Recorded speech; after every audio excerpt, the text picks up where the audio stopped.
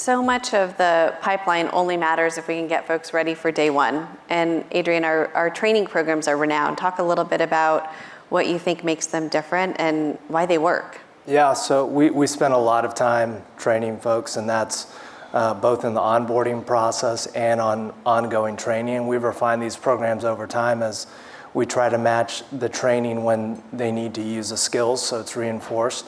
But really starts in the onboarding training programs. And that's a 6-week program. When people start, it is at all of our offices. They travel to all the offices, being taught 90% by our folks. And that's everybody in the organization. So it's really a team effort from the most senior people in the organization to people closer to their level that they're joining into, to teach them how we think about the world. What are the skills you need to hit the desk and hit the desk running, meeting the actual people, because our deal teams are staffed across office, across PE funds, to give people exposure to different skills, different temperaments, different size of deals, different dynamics that are going on there.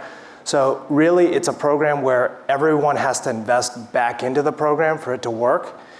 Our legacy is very helpful in that sense, because there's a lot of people that bought into training Jack and I when we joined relatively at the same time as an analyst and as an associate, and it's ingrained in our culture that we have to pay that forward, and that's kind of how our system gets continues to move on. So when you exit this onboarding program, you have the skills that you need for day one on the desk. You've met all the people that you're going to work with, so it creates this lower barrier to speak up on a deal team, to ask questions, to be developed, even if you didn't come from a finance background. And I think that's something that we get really excited about, because people feel like they're brought into the Vista culture and the Vista family. As Adrian mentioned, you start out and it's a 5 or 6 week curriculum, really. Every hour is accounted for. It's like school. You have homework, you have quizzes, you have grades. You don't have recess.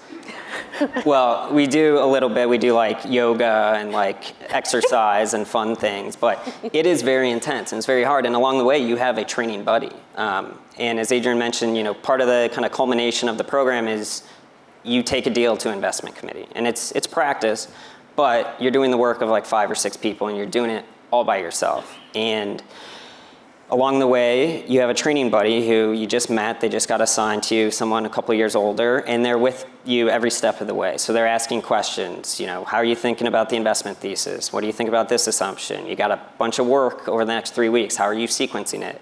All that happens usually around like midnight, because that person has their own day job. They don't get staffing relief. They have a personal life. This is also happening in August. Like, no one wants to work hard in August. And they're going above and beyond at midnight on a Zoom or in person to kind of coach and train you along the way. And I think as you come in, you realize that investment training just is instilled in the culture and the fabric. And then you pay it forward. Obviously, been fortunate enough to work at Vista my whole career. I just haven't heard of that or seen that elsewhere. Absolutely. And I think some of that buy-in is because we know our program is grow from within. So people are fully committed to that. If we're not able to make the newest classes successful, we're going to have a hole in our program, because we really think about this of how do we plan this out multiple years into the future. So what kind of interns are we going to need now that are going to become senior associates in 5 or 6 years? And really the commitment of everyone of this, I'm training this person to stay here, to take on new opportunities. And if I'm not committed and I'm not successful at doing that, that creates pressure on our teams, because our model is very not much of, almost like free agency, where we're just picking up people from all over the place. We have great people that we've hired externally that have joined our team and added a lot, but most of our system is this grow within. Rachel, can I say Yeah, something please. really quickly? What's very exciting about that is like this idea of support. You see that also exists beyond the deal team. So one of the things that stood out for me, I remember my first conversation with you, Rachel. I remember my first conversation with you, Adrian. And it was focused on, what can I do to help? how can I best support you? And so for me, that's really important because I know that your roles are incredibly demanding, but you were like, I believe that DEI is important. I want to ensure that it's prioritized.